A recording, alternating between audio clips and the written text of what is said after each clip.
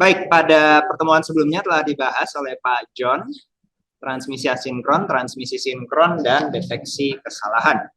Pada pertemuan kali ini kita akan bahas data link protocols, media access control, Ethernet, dan kalau sempat beberapa pengayaan seperti sistem bilangan heksadesimal. Oke, saya ada satu tool belum saya pasang. Semoga tidak crash ya.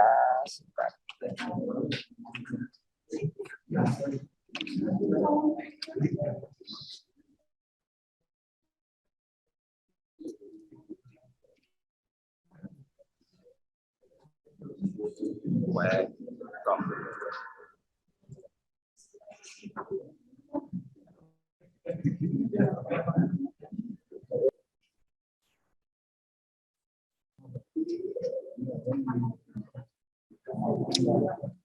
Oke, saya akan mungkin sebagian menjelaskannya di sini di layar. Jadi mungkin akan saya rekrut salah satu rekan dari mahasiswa untuk jadi operator, double operator. Jadi kalau perlu untuk diputar ya.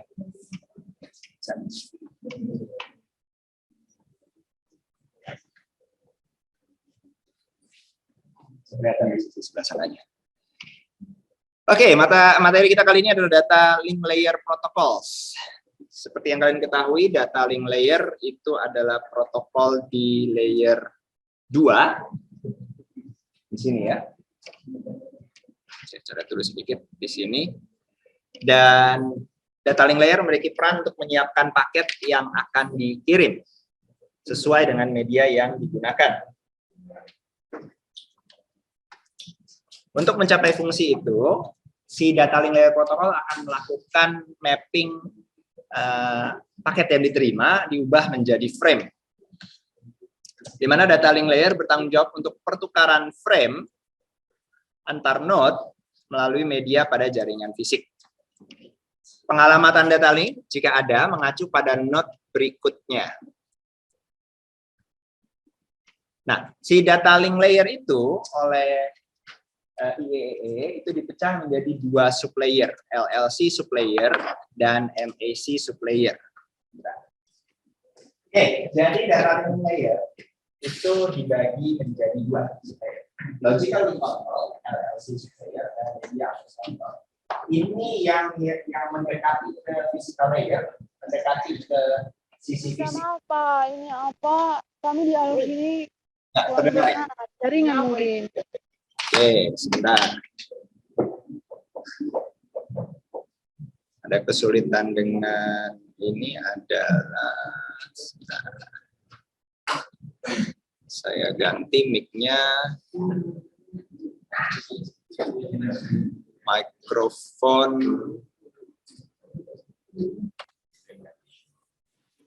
Apakah sekarang terdengar yang di Kalabahi? Sudah, Pak. Sudah, Pak. Baik, kelihatan juga ya, lagi di sini ya, di layar ya. Oke. LLC sublayer, MAC sublayer. Nanti protokol yang tadi kita bahas, Ethernet itu kerjanya di layer fisikal dan layer MAC. Sedangkan LLC itu secara software. Next. Oke. Kita bahas pertama, logical link control. Sublayer yang ini mendefinisikan bagaimana framing pertama kali dibuat. Jadi kalau kalian ingat di sini ada paket nanti ya. Paket itu kan diproses menjadi sebuah frame. Di sini paket, di sini ada headernya. Biasanya ada header MAC plus LLC. Ini sepanjang ini yang disebut sebagai frame. Nah, Masnya boleh maju ke depan. Jadi sekaligus pengalamannya adalah jadi kameramen. Sedikit ke sini. Ya, tarik kursinya aja di sini.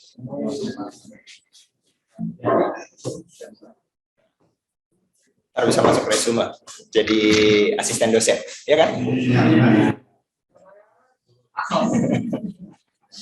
Nah, jadi pertama kali paket itu diterima, setelah paket itu diterima, dia akan turun ke LLC. LLC akan memberikan header LLC. Sehingga LLC itu melakukan proses framing yang paling pertama, dan dia hanya mencoba mengetahui ini itu protokol apa ya. Karena paket itu kan bisa dibuat oleh protokol IP versi 4, bisa dibuat protokol IP versi 6, Apple Talk atau yang lainnya. Jadi ada kodenya, kode itu yang dibuat dan disisipkan di bagian depannya pertama. Next. Nah, yang kedua, yang media access control itu yang memberikan pengalamatan, dan itu sangat tergantung pada media. Kalau medianya nanti media point to point, itu akan pengalamatannya singkat. Tapi kalau medianya berbagi pakai seperti Ethernet, itu pengalamatannya lebih panjang. Mungkin kalian pernah dengar dengan istilah media access control. Next. Nah, si data nanti yang sudah menjadi frame itu baru nanti dikirim dari titik pengirim ke penerima melalui media. Jadi yang lewat di media itu selalu adalah frame dalam bentuk stream of bit atau kumpulan bit 1010 dan seterusnya. Next. Sebuah frame akan terdiri dari header, payload, dan trailer. Jadi di bagian belakangnya di sini nanti ada tambahan trailer. Oke. Nah, ini berisi control information seperti check error di bagian belakang untuk mengetahui apakah frame itu mengalami kerusakan atau tidak. Sebentar ya. Bisa saya geser ke bawah.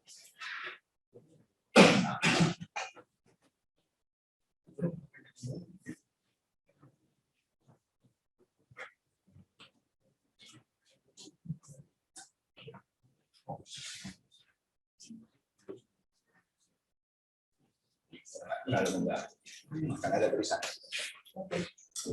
Di bagian depan headernya ada frame start, addressing, type, control, dan data. Yang diisi oleh si LLC sebenarnya yang ini, type. Lalu MSC ditambahkan control, addressing, kalau di Ethernet itu MAC pengirim, MAC tujuan ya, sama kode pembuka, kode penutup, dan error detection buat ngecek error. Next, kita sudah bahas error detection di pertemuan kemarin ya. Jadi antar frame nanti bisa saja diberikan framing break, dan pola tertentu bisa dipakai sebagai penanda awal atau penanda akhir dari frame. Kemudian baru ini bisa di encoding dan disignalin seperti yang sempat kita bahas kemarin, dikirim ke bawah, dikirim melalui media. Next. Oke, jadi field umumnya adalah yang tadi ada frame start and stop, ada nama atau pengalamatan, ada tipe PDU yang disimpan di dalam frame, payloadnya apa, kemudian ada quality control juga diperlukan, biasanya di WiFi pakainya. Lalu data field itu si bawaannya kargo sendiri, dan trailer penutup di belakang untuk error check sequence-nya. Next. Next lagi.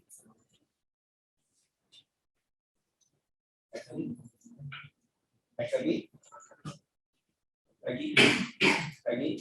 Bagian yang itu pertanyaan bisa dikerjakan. Nah, protokol yang bekerja di data link layer itu ada banyak. Kebanyakan mundur.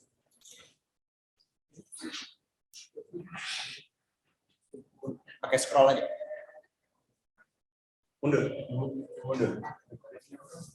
lagi sekali. Nah, protokol yang ada itu cukup banyak, dikembangkan oleh lembaga-lembaga yang berbeda-beda. YEE, itu ISO, ANSI. Misalnya YEE ngeluarin standar untuk logical link control, Ethernet, Open Bus, WiFi yang kita pakai 802.11 itu keluarannya YEE. Terus di itu mungkin kalian pernah dengar Asynchronous Digital Subscriber Line, Telkom Speedy. Nama protokolnya adalah ini, ADSL.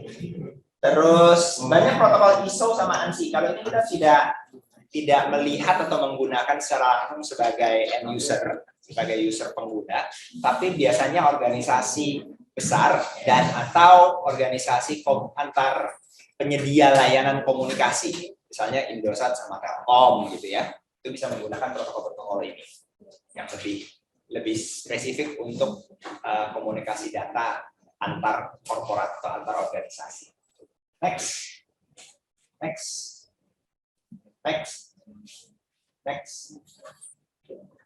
Nah, si media access control, protokol si bagian bawahnya itu nanti bekerjanya akan dipengaruhi oleh dua karakteristik utama. Pertama adalah topologi. Bagaimana hubungan antar node-nya? Hubungan antar node mempengaruhi bagaimana cara kerja si media access control. Yang kedua adalah sifat dari pemanfaatan medianya. Apakah berbagi, share, atau tidak berbagi, non-share. Next lagi. Nah, topologi itu kalau kita mau gambarkan dalam denah topologi bisa dalam bentuk gambar atau denah topologi fisik dan denah topologi logis. Kalau physical topology ini hubungan antar node-nya terlihat sangat detail, termasuk peletakan posisi fisiknya di dalam ruangan, termasuk cabling-nya dan seterusnya. Sedangkan logical topology itu lebih kepada hubungan umum saja. Node ini terhubung dengan node ini, hubungan di tengahnya apaan? Ya. Next.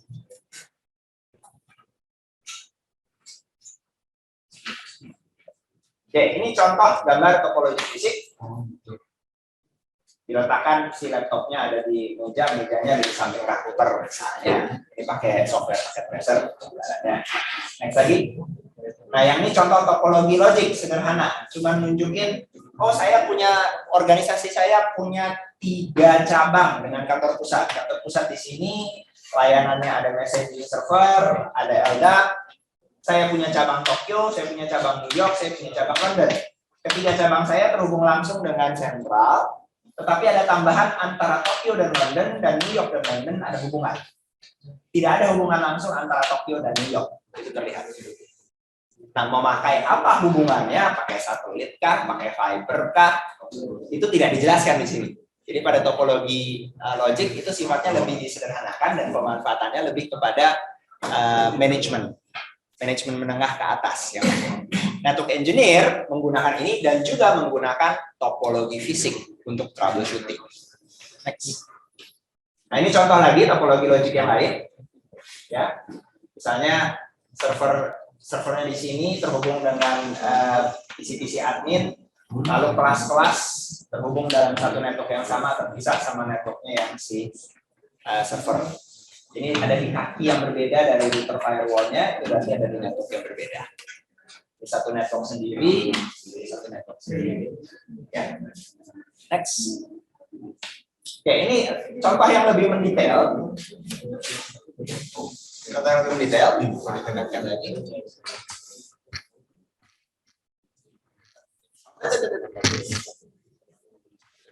Iya, kamu bisa putarkan di kamera. Contoh yang lebih mendetail menunjukkan posisi di rak apa, ruang apa, lantai apa. Masih bisa termasuk sebagai topologi logik meskipun tidak menunjukkan posisi pintunya di mana. Ini kelihatan informasinya, router-routernya terhubung dengan switch 1 di kaki-kaki yang ini. Ada lagi switch yang di sebelah kanannya, terus ada lagi di bawahnya hubungan antara switch 1 ke switch 2 bagaimana, switch 1 ke switch 3 bagaimana, ada di interface nomor berapa, flash Ethernet 16, flash Ethernet 17 dan seterusnya. Denah-denah seperti ini yang perlu diketahui dan dimiliki oleh tiap network administrator dan network engineer. Jadi ini adalah dokumen standar kalau kita bicara dokumentasi dari jaringan komputer sebuah organisasi. Next. Nah, dan beberapa contoh lain, ini juga contoh yang logik yang cukup mendetail. Next lagi. Nah, mari kita lihat sekarang tarik secara umum. Kalau tadi contoh-contoh dari denah topologinya, sekarang jenis-jenis topologinya. Karena tadi kan cara kerja dari media access control dipengaruhi oleh jenis topologinya. Kita akan bagi menjadi 2 kategori, adalah WAN dan LAN. WAN untuk wide area network, LAN untuk local area network. Wide area network biasanya menggunakan topologi point to point, hub and spoke, dan full mesh. Mari kita lihat. Point to point, ini model yang paling sederhana. Kalau ada dua node 1, node 2, terhubung satu ke satu. Kalau yang kiri kirim, yang kanan terima. Kalau yang kanan kirim, yang kiri terima. Dengan asumsi tiap-tiap perangkat juga seperti itu. Kalau saya kirim dan terima pasti ujung kanan, nggak mungkin perangkat yang lain.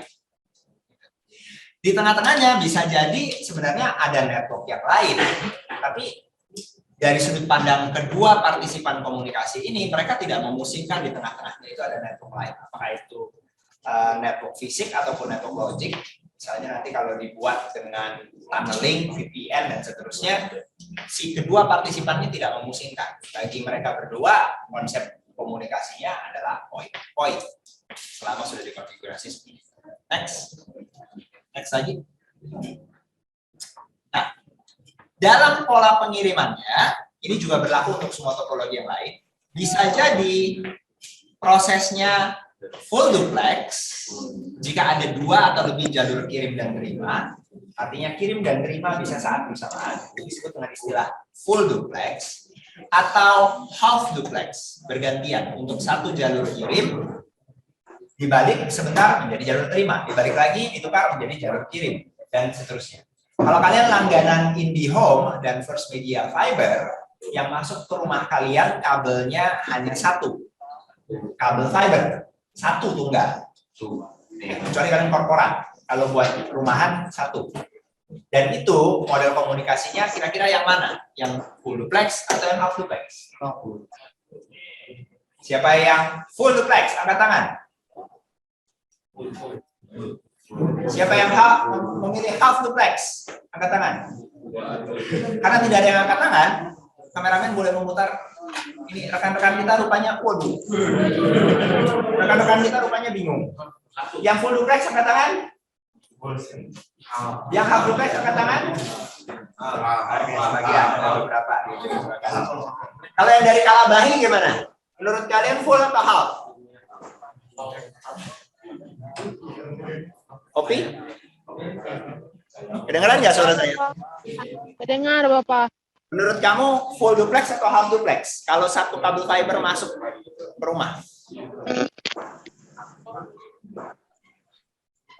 Satu kabel fiber tunggal masuk ke rumah. Full atau half? Pendapat aja, nggak apa-apa.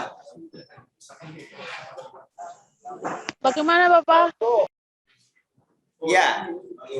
Jenis lalu lintasnya full, bolak-balik bersamaan, send dan receive bersamaan, atau half duplex, bergantian. Ngirim, habis itu gantian nerima, habis itu gantian lagi ngirim, gantian lagi nerima, dan seterusnya. Bagaimana?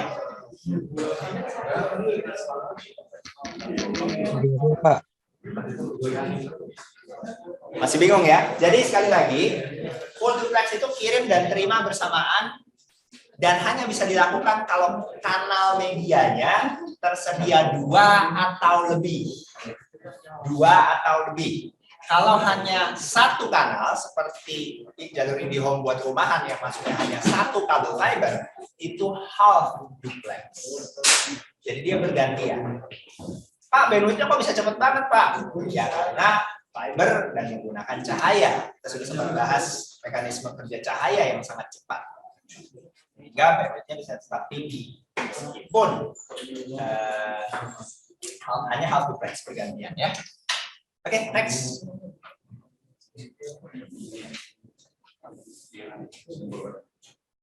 Ya, berikutnya adalah topologi star. Pada topologi star, setiap end node, misalnya di sini PC-PC-nya, akan terhubung dengan perangkat intermediate di tengah. Di sini biasanya switch. Ini adalah topologi yang umum, dan ini sebenarnya tidak hanya di WAN, tapi juga di LAN. Meskipun di LAN nanti ada pengembangan lebih lanjutnya lagi, extended star. Next. Bus topologi itu berarti setiap perangkatnya terhubung ke dalam kanal tunggal yang sama. Dalam satu jaringan yang sama. Lalu lintas yang satu akan bocor ke yang lain. Ini masih berlaku di jaringan model lama yang masih menggunakan kabel koaksial. dan mungkin pada beberapa bentuk jaringan khusus tertentu. Dan perlu kalian ketahui, wireless yang kalian gunakan, Wi-Fi, pokoknya kemana-mana nih kita carinya Wi-Fi terus kan. Wi-Fi itu juga bekerja dengan topologi bus. Jadi perangkat yang satu dengan perangkat yang lain dalam cakupan sinyal yang sama itu dalam sejaringan yang sama. Dari sisi medianya juga berbagi media yang sama. Next. Ini extended star. Ini adalah topologi yang dipakai pengembangan lanjutan dari star. Jadi switch ketemu switch. Di organisasi sering seperti itu. Switch ketemu switch. Ini digunakannya di LAN. Kayaknya tadi ke-skip-nya agak banyak deh. Coba mundur sedikit. 37, mundur 36, mundur lagi. Oh, kita tadi ke-skip-nya udah masuk ke LAN. Mundur lagi sedikit. 1. Oh, itunya tidak ada ya. Full mesh-nya ya. Nggak apa-apa. Oke. Next. Kalau full mesh itu hubungan setiap titiknya, misalnya nih A, ini B. A sama B ada hubungan, itu point to point. Ada C. A, B ke C, itu rantai. A ke C lagi, ini sudah full mesh. Setiap node punya hubungan ke node lain.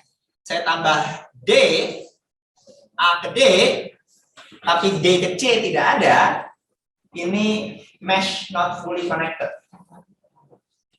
Mesh itu sebenarnya kata dasarnya ini ya, jaring.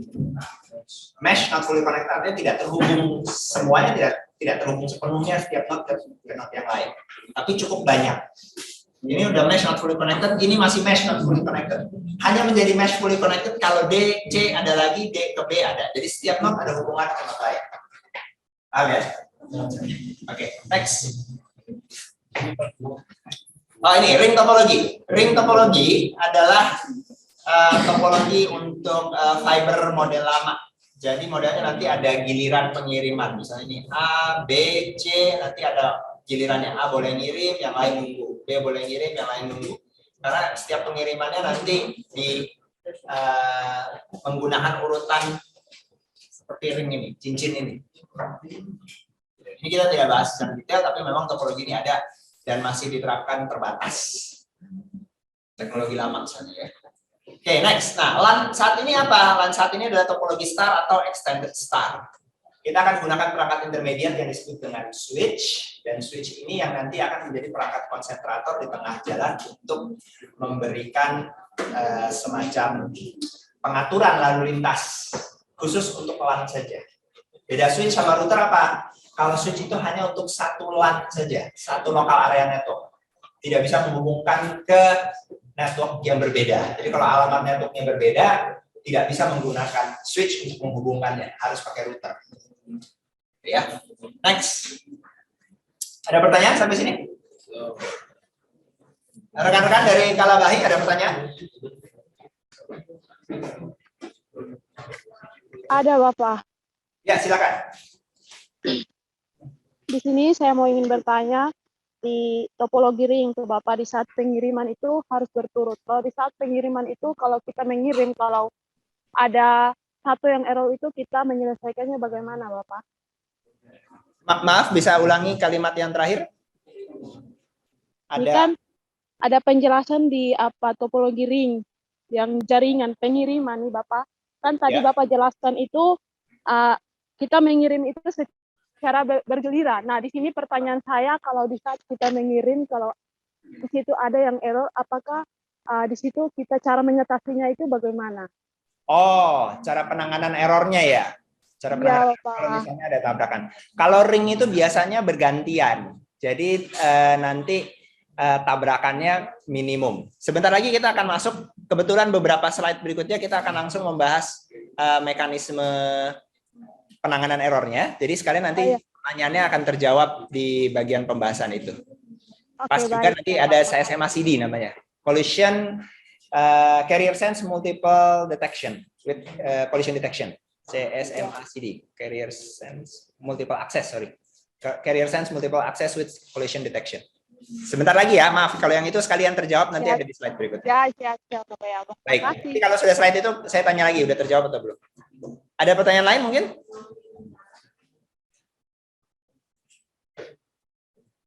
Ya ada? Oke, kita lanjut dulu. Share media.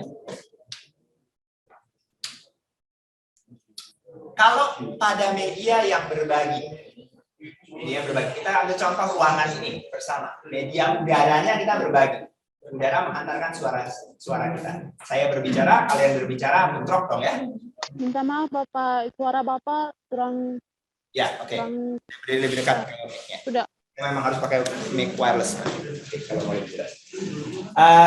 Kalau medianya berbagi, itu harus ada mekanisme untuk mengatur bagaimana siapa yang dapat giliran, siapa yang harus ngalah, siapa yang mendapatkan prioritas, dan kalau terjadi tadi sesuai dengan pertanyaannya, kalau tabrakan apa yang harus dilakukan. Nah, berarti harus ada aturannya. Next, ini berlaku untuk media berbagi. Dan media berbagi bisa menerapkan aturan berikut. Pertama, tanpa kontrol. Artinya siapapun yang mau mengirimkan, kirim saja. Kalau terjadi tabrakan karena rebutan media, ya harus diselesaikan nanti. Analogi paling mudah adalah dalam komunikasi manusia. Saat ini saya di ruang kelas bersama kalian, saya berbicara, kalian berbicara. Kita rebutan. Medianya berbarengan. Kita rebutan, tidak ada yang kontrol. Yang kedua adalah model terkontrol. Model terkontrol nanti dibagi dengan model kontrol tinggi dan model kontrol rendah. Next. Nah, kontrol tinggi itu disebut dengan control with turns, dengan giliran.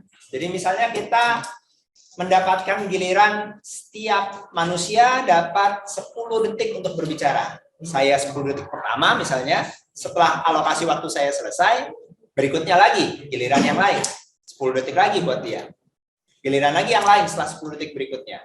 Setiap 10 detik berganti lagi. Ya, itu control with turns. Sifat kontrolnya tinggi, di mana tiap node memiliki alokasi waktu untuk mengirimkan data. Sedangkan kalau contention base, ini yang model kontrolnya lebih rendah. Masih ada kontrol, tapi lebih rendah. Cara kerjanya adalah silakan berkompetisi untuk menggunakan media yang tersedia. Tetapi, kalau kamu mendeteksi medianya lagi dipakai, jangan ikutan. Analogi paling mudah adalah saat kita mau masuk ke jalan raya, keluar dari lingkungan kampus misalnya mau ke jalan raya, kita akan lihat dulu.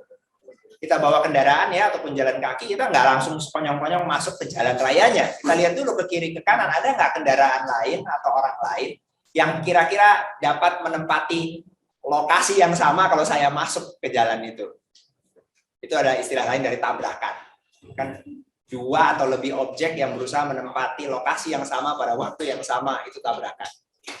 Nah, pada model contention base diusahakan adalah dicek dulu.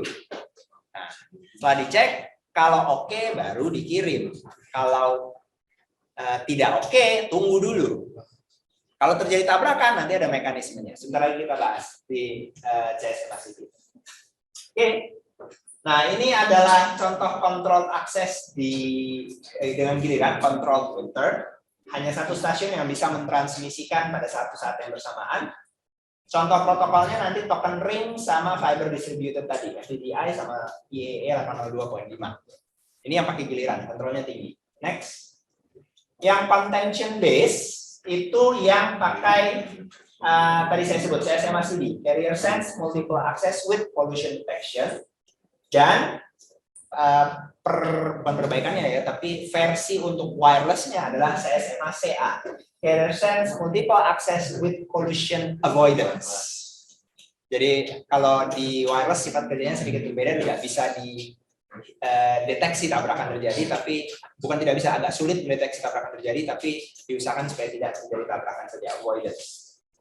Jadi collision bisa terjadi, ya. Next.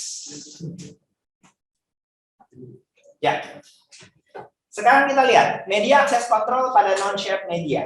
Kalau medianya tidak berbagi, biasanya pada topologi point to point. Kalau medianya tidak berbagi, maka A ngirim, B nerima, B ngirim, A nerima.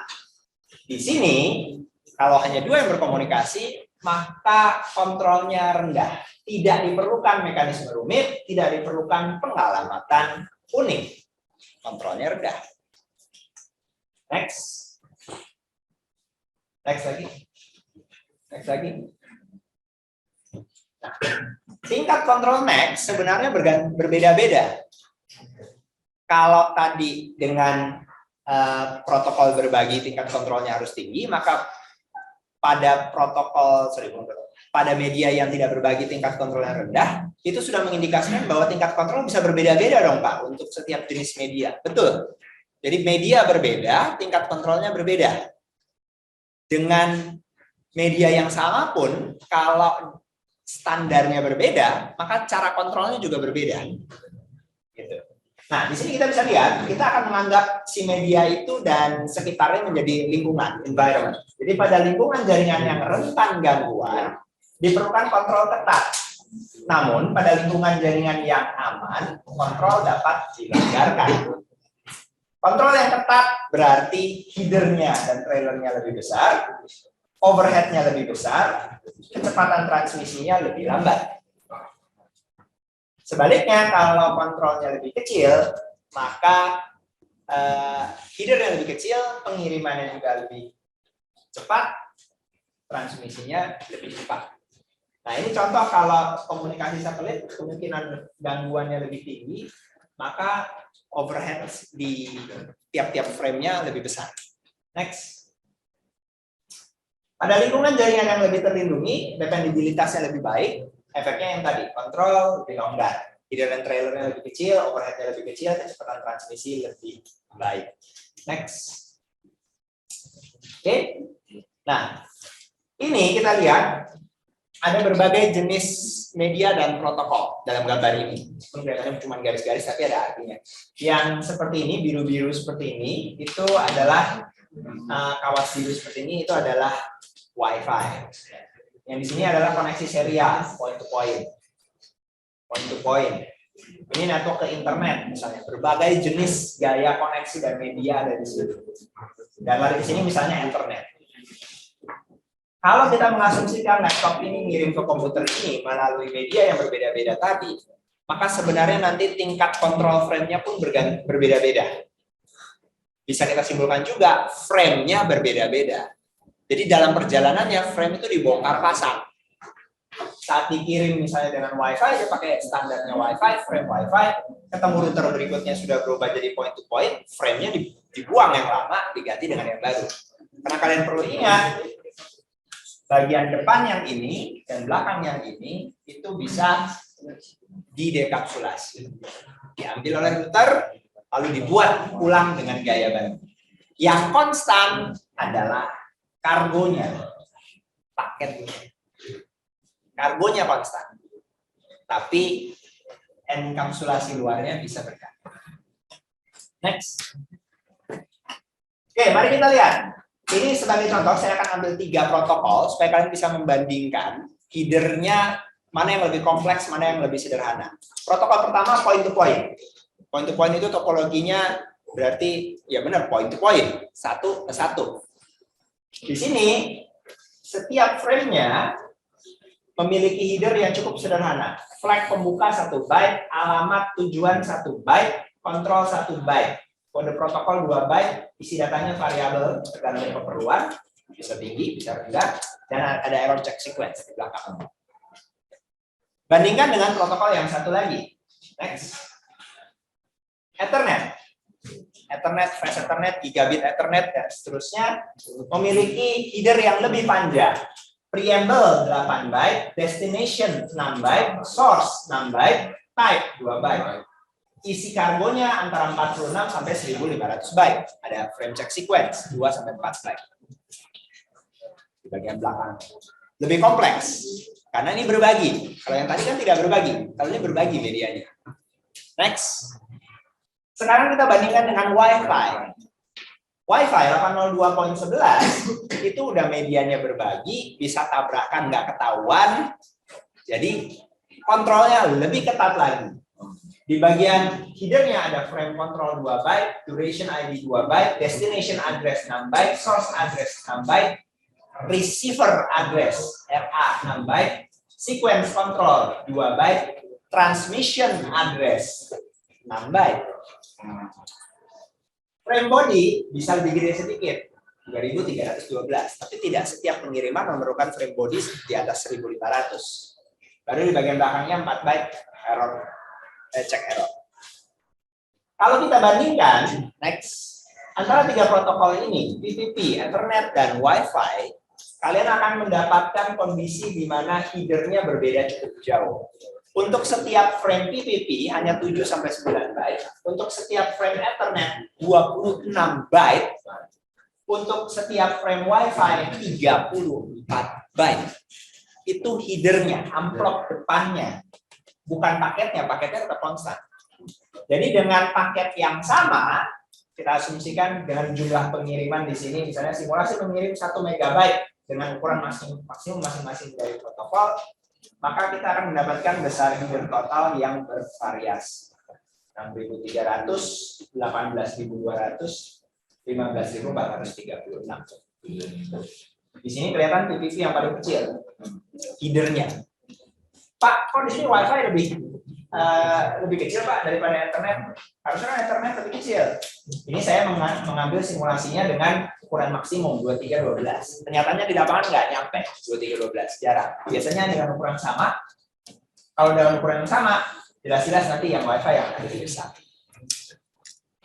Jumlah frame yang dibentuk sama banyaknya gitu ya, maka headernya akan lebih besar total.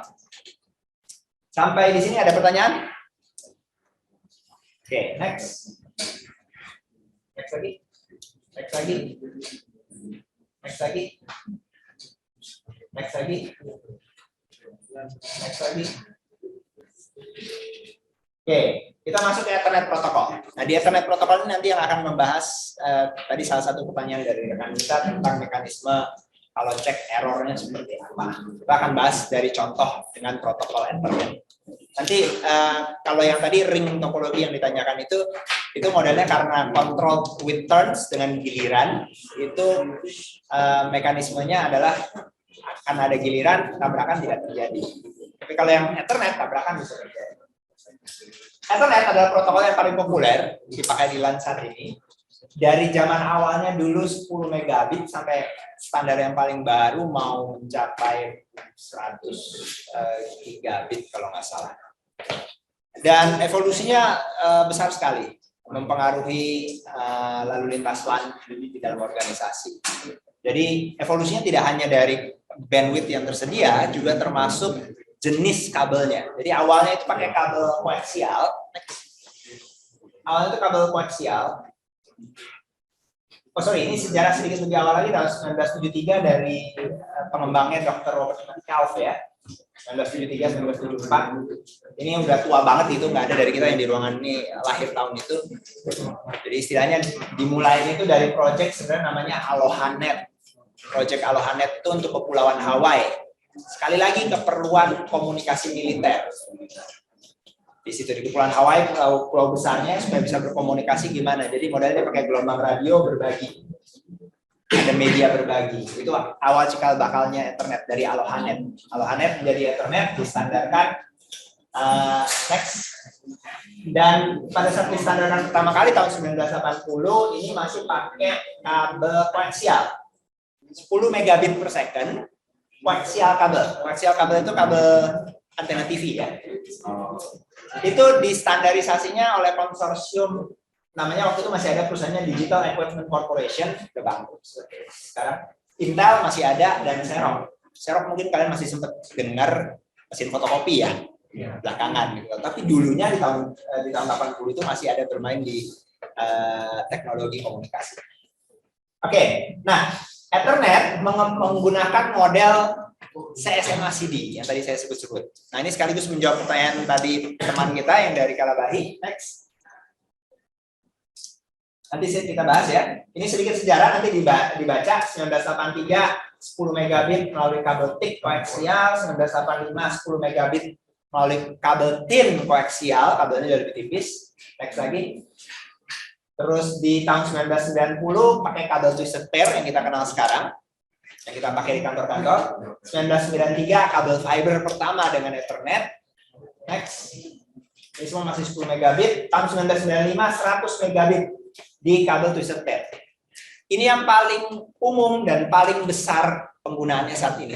Kalau kalian pergi ke kampus, ke kantor, dimanapun kalian ketemunya kabel UTP, umumnya UTP Cat 5e, itu menggunakan standar yang keluaran tahun 1995 ini. Jadi sudah hampir 30 tahun. Ya, sudah lama sekali. Pak, yang baru ada? Oh, baru ada. 1998 gigabit. Gigabit sebenarnya juga sudah cukup mulai populer. Kalian beli laptop semua yang baru sekarang sudah, nggak usah benar-benar baru lah, dari 15 tahun terakhir sudah gigabit kartu jaringannya. Tapi kenapa sih nggak bisa dapat gigabit, Pak? Kabelnya harus kabel kategori 6, twisted pair kategori 6. Kalau masih pakai Cat 5 dapatnya cuma 100 megabit. Gitu. Kalau gitu kenapa semuanya nggak pakai kategori 6, Pak? Kok lama banget dari tahun 98 sampai sekarang masihnya kategori 5E terus? Jawabannya simple. UUD. Ujung-ujungnya duit. Kenapa? Harga kabel Cat 6 lebih mahal. Itu aja. Kalian bisa bandingkan nanti di toko online harganya bisa 3 kali, 4 kali lipat dari Cat 5E. Jadi organisasi nggak mau mengeluarkan lebih besar. Toh dengan 100 megabit sudah cukup, katanya buat apa saya kasih gigabit? Gitu. Kalau sekarang sih seiring dengan lalu lintas data yang lebih tinggi lagi, kita sudah mulai mengharapkan gigabit. Next. Nah, ini lagi sejarah 99, 2002, 2006. Intinya sih berkembang terus. Next lagi. Kalian bisa baca sendiri kalau mau ngomong sejarah. Terakhir ini yang saya catat masih di 2016 ya. 2016 di 100 gigabit per second. Lalu next lagi itu Cat 8, kalau nggak salah. Cat 8. Jadi unshielded twisted pair kabelnya Cat 8. Nah, si Ethernet versi yang paling pertama kerjanya itu di layer data link dan physical secara penuh. Hanya di sini garisnya penuh. Ethernet versi pertama. Lalu IEEE bilang, saya mau pecah.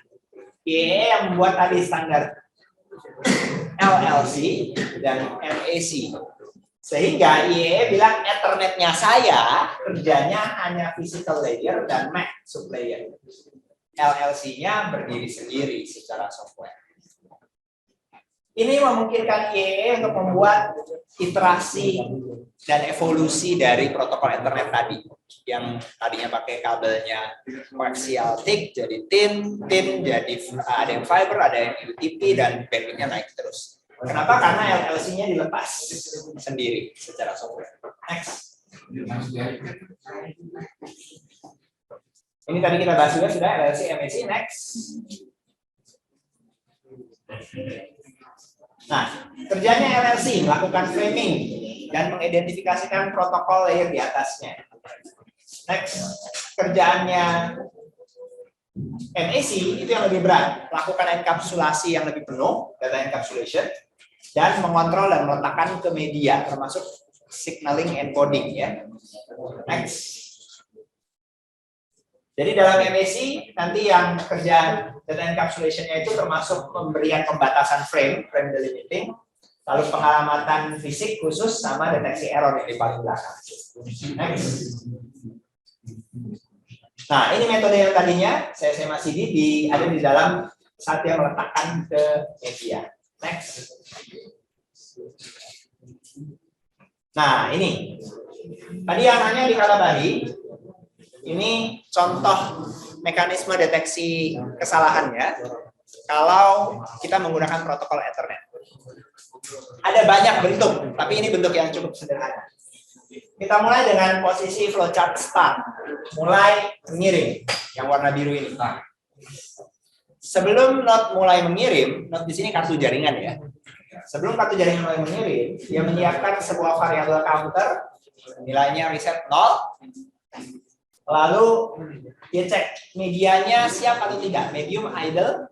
Idle itu artinya lagi diem, lagi tenang-tenang aja, nggak ada yang pakai. Jika medianya sedang dipakai, mediumnya tidak idle. Jadi kalau mediumnya tidak idle, maka dia akan menunggu dulu satu satuan waktu. Misalnya 10 milidetik, ya, tergantung protokolnya nanti mau pakainya berapa lama. Nunggu lagi di sini, nilai counter belum berubah. Jadi dia hanya akan mencoba mengirim Kalau jika dan hanya jika medianya idle, siap mengirim. Itu berarti contoh paling mudah di sini, saya hanya akan berbicara jika dan hanya jika semua tenang, medianya tenang. Kalau ada yang berbicara, nunggu biar yang lain ngomong. Gitu. Itu model Ethernet. Kalau sudah mengirim, start transmission, barulah dicek apakah ada tabrakan. Nah, di Ethernet menggunakan kabel, tabrakan itu bisa dideteksi dengan peningkatan atau spike tegangan. Karena kabelnya kabel tembaga. Kabel tembaga ada spike tegangan, terdeteksi itu ada tabrakan. Jadi sinyal dari dia dan sinyal dari perangkat yang lain. Karena bisa saja pada waktu yang bersamaan, itu ada dua node berusaha mengirim, dua-duanya memeriksa bahwa sedang tenang, dua-duanya mengirim. Dan terjadi tabrakan.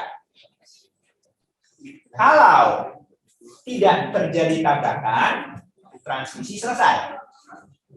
Kalau terjadi tabrakan, dikeluarkan sebuah jam signal. Signal, kalau harfiahnya pengacau ya, jam, macet, signal macet. Kalau perangkat mendeteksi ada signal jam ini, maka semua perangkat harus tunggu, back off. Tunggu. Back off-nya ada di atas. Setiap perangkat menunggu, dan si perangkat ini yang tadi ngirim counternya naik dari 0 jadi 1, kalau 1 jadi 2, kalau 5 jadi 6, 6 jadi 7, dan seterusnya. Dalam algoritma yang ini, pembatasan counternya hanya sampai 16 kali mencoba mengirim.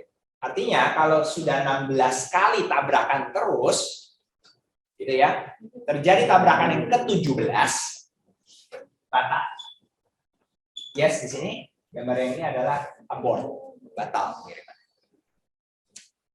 Kalau counternya masih kurang dari 16, maka dia hanya perlu menunggu waktu tunggu tadi karena sinyal jam. Tunggu, waktu tunggu selesai, ulang lagi ke sini. Cek lagi media. Dan seterusnya. Nah, itu adalah mekanisme untuk carrier sense, multiple access with collision detection. Kalau terjadi tabrakan, dia harus melakukan apa? Kurang lebih seperti itu. Nah, ini sekaligus menjawab yang tadi. Tadi yang bertanya apakah sudah terjawab dari Kalabahi? Sudah, Pak. Baik, terima kasih. Next.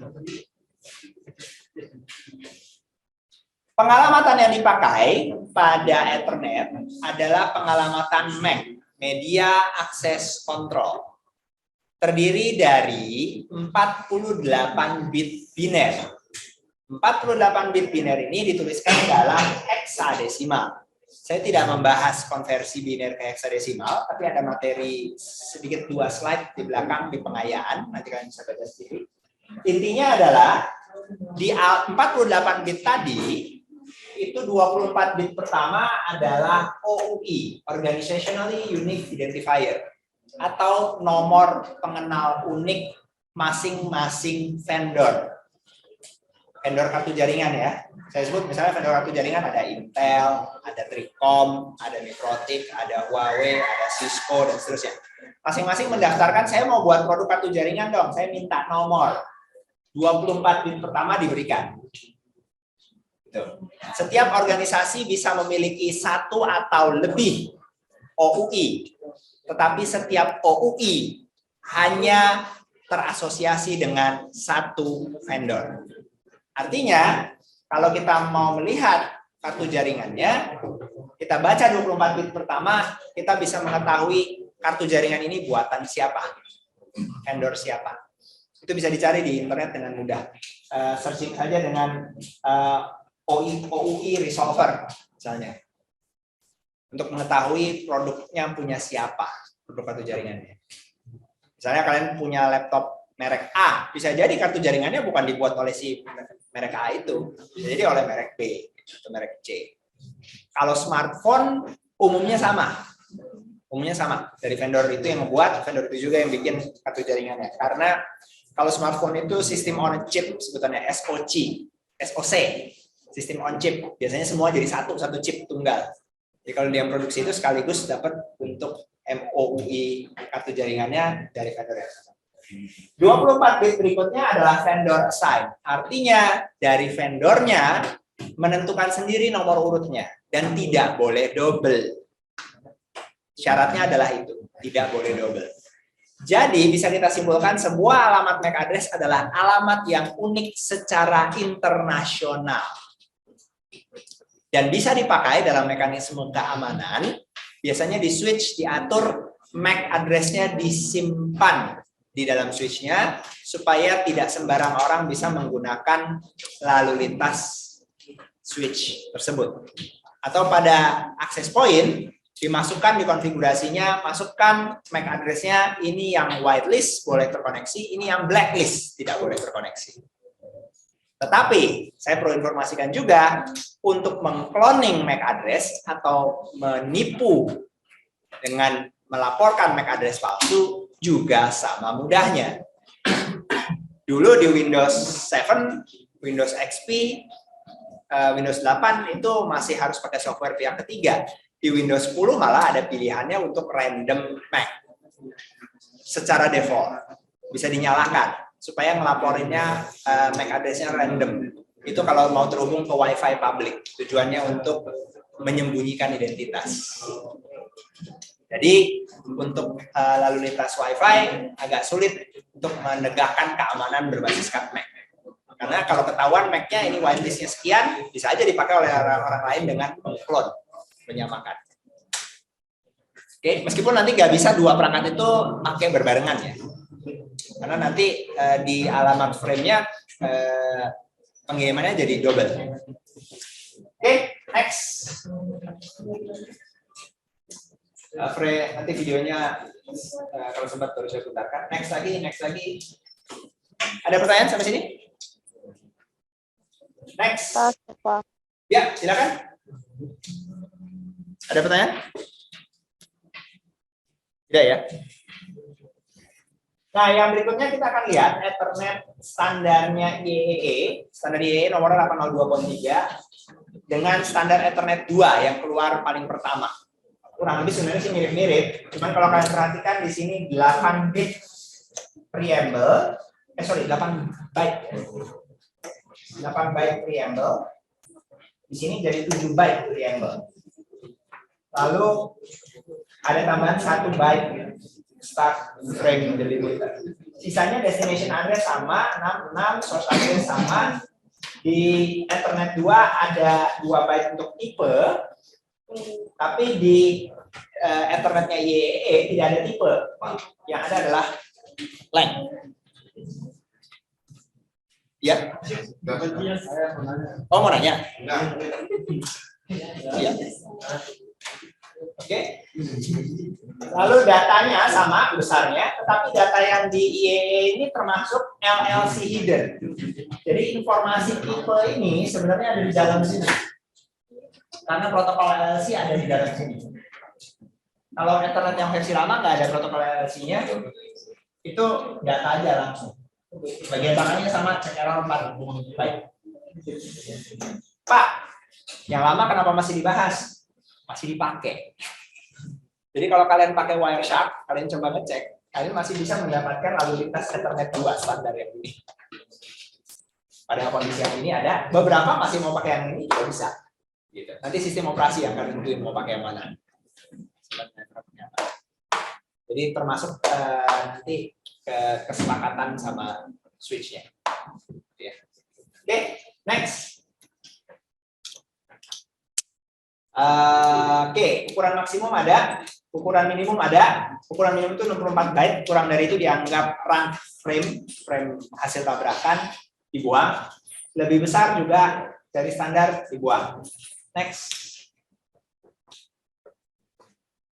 Nah, ini tambahan kalau di IEEE ada teknologi VLAN. Kita tidak membahas VLAN di mata kuliah ini, tapi intinya pada VLAN itu adalah memungkinkan sebuah switch yang mendukung VLAN untuk digunakan network yang berbeda sekaligus.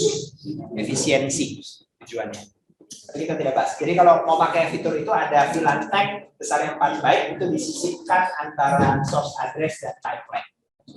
Kalau tidak pakai VLAN ini nggak ada. Konsekuensinya ukuran totalnya jadi ukuran kapasitas kargonya jadi berkurang 4 kali. Next. Oke, ini penjelasan detailnya, nanti kalian baca sendiri. Next. Next. Next. Lagi. Next lagi. Nanti detailnya kalian baca ya. Detail ininya. Penjelasan tiap-tiap ininya. Saya sudah berikan penjelasan umumnya. Next. Aktivitas kalian kerjakan. Next. Next lagi. Nah, kita bisa lihat konfigurasi MAC address. Kalau di Windows pakai ipconfig /o. Kalau di Linux pakai ifconfig. Next. Penulisan MAC address. Tidak ada standar penulisan yang diikat, artinya standar internasional gitu. Semua tahu tulisan MAC address pakai hexa.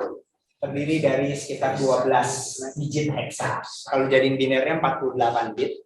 Nah, ada yang vendor-vendor setiap 2 digit dikelompokkan lalu dikasih strip.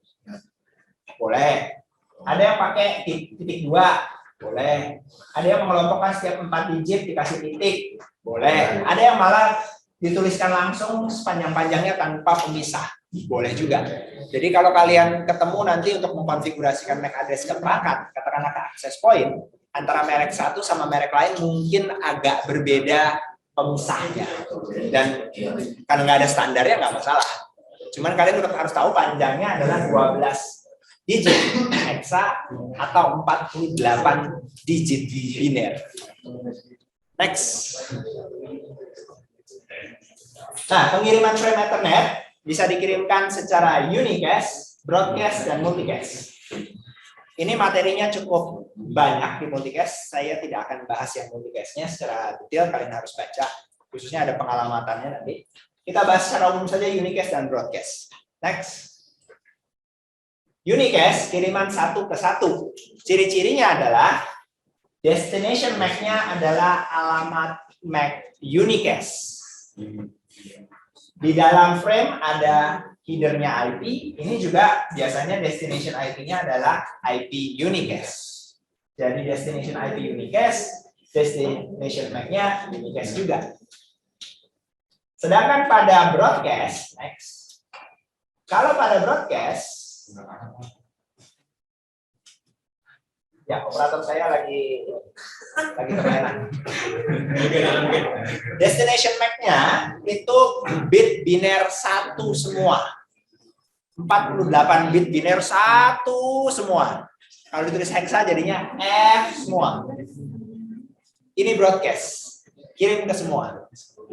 Sedangkan dari layer 3-nya pengalamatan destination IP-nya adalah alamat IP broadcast. Apa itu alamat IP broadcast? Kita akan bahas minggu depan. Nanti kita udah masuk ke layer 3. Sekarang kita masih bicara layer 2. Next. Nah, ini yang multicast. Seperti tadi saya bilang, saya tidak bahas mendetail. Intinya adalah kalau multicast, nanti alamat destination IP-nya adalah alamat multicast IP. Dan destination MAC-nya adalah alamat yang dibuat dari alamat multicast IP ini. Caranya. Gitu ya. Oke. Next. Nah, ini nanti kalian pelajari caranya. Multicast selalu diawali 01005E. Tapi bagian belakangnya berapa itu tergantung alamat multicast-nya. Next. Oke, lanjut lagi. Ini kalian baca sendiri nanti cara membuat alamat multicast. Nah, MAC dan IP bersaudara dengan erat meskipun beda layer. MAC itu layer 2, IP itu layer 3. Tapi saat pengiriman data, alamat layer 3 harus ada, alamat layer 2 harus ada. Kalau nggak ada alamat layer 3, nggak bisa buat paketnya nggak bisa dibuat. Kalau nggak ada alamat layer 2, frame-nya tidak bisa dibuat.